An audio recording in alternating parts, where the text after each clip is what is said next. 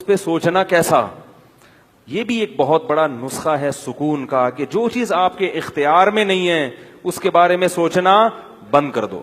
دیکھو نوح علیہ الصلوۃ والسلام اپنے بیٹے کی ساری زندگی تربیت کرتے رہے مگر وہ کافر نکلا. آخری وقت میں نوح علیہ السلام کو اپنے بیٹے پر کتنا پیار آیا کہ میری کشتی میں سوار ہو جا.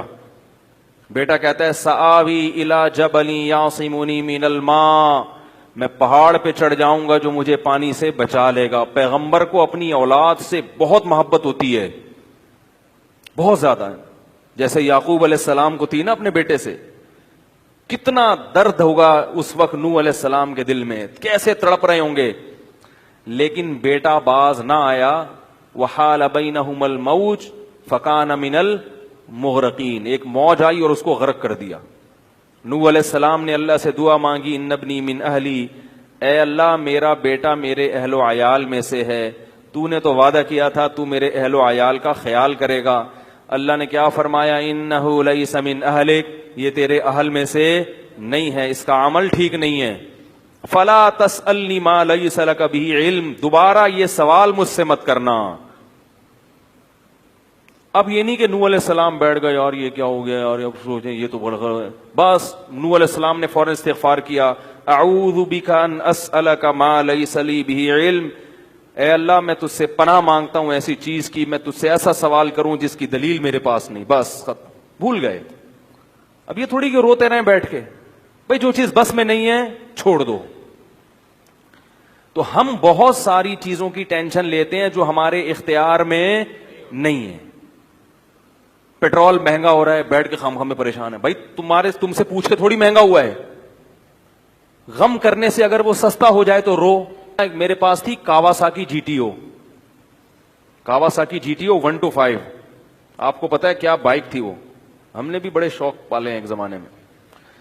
میں اس میں پیٹرول ٹھیک ٹھاک ڈلتا تھا. اب جب پیٹرول مہنگا ہوتا تو سب سے زیادہ متاثر میں ہوتا تھا اس سے. 50 والوں کو کچھ نہیں ہوتا تھا. تو میں ایک دفعہ پیٹرول پمپ گیا، میں نے پیٹرول ڈلوایا اس میں، تو اس نے کہا وہ 5 روپے پر لیٹر بڑھ گیا ہے.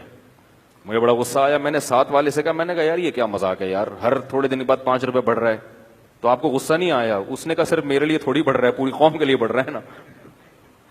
تو مجھے اس کی بات بڑی اچھی لگی.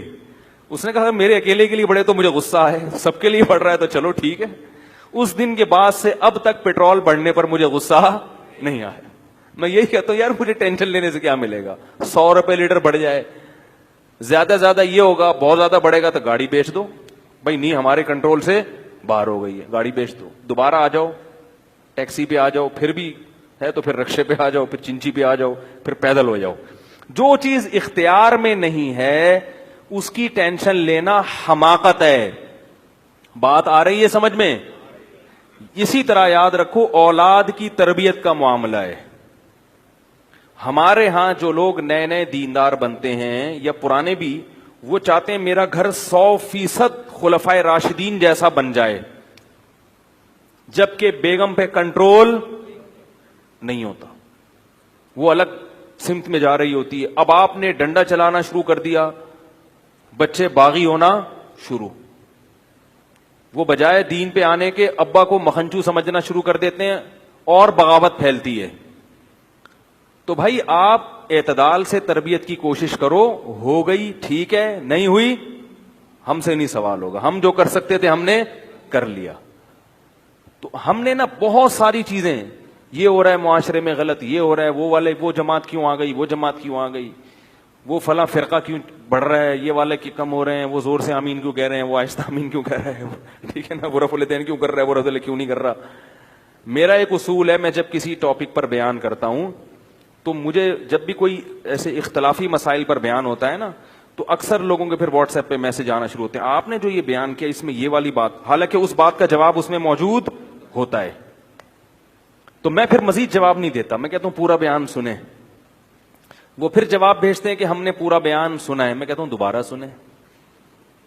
کہتا ہے سنا تو ہے، مجھے جواب نہیں ملا، جبکہ مجھے پتا ہوتا ہے جواب اس میں ہے. میں کہتا ہوں پھر 30 بار دوبارہ سن، کیونکہ اس سے زیادہ کہ ہم مکلف نہیں. اب یہی تھوڑی کہ ایک ہی چیز کو لے کے پھر وہی سوال وہی جواب وہی سوال وہی جواب. پبلک کے پاس تو ٹائم ہے, وہ تو کرتے رہیں گے اور آپ کی صلاحیتیں بیکار ضائع ہوتی رہیں گی.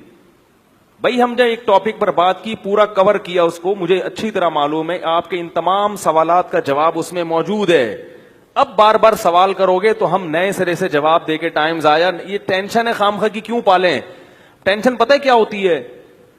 ٹینشن یہ ہوتی ہے کہ یار اتنی تفصیل سے میں نے بیان کیا پھر بھی لوگوں کی سمجھ میں نہیں آ رہا, ہائے یہ کیا یار, یہ کیا ہے. اس سے آپ خام خواہ میں آپ کے سر کے بال غائب ہوتے رہیں گے. تو ہم یہی کہیں گے, اے اللہ ہم سے جو ہو سکا تھا ہم نے کر دیا, اب سمجھ میں آنا سمجھانا کس کے بس میں ہے؟ اللہ کے بس.